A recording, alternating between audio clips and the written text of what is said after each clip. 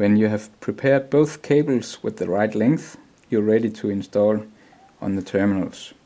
You have the front light cable and the rear light cable, and you have a plus and a minus side for each light unit. And you can, for instance, start with the cable or wire with the white line, and you mount it through the terminal hole like this from one light unit, and then you take the wire from the other light unit and place it through the other terminal hole. And when this is done, you take the cable cover, the terminal cover, and you place it on top of the two terminals.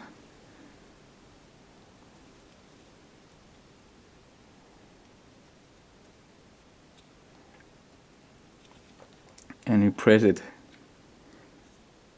Might be a bit difficult to see. You press it down on the terminals.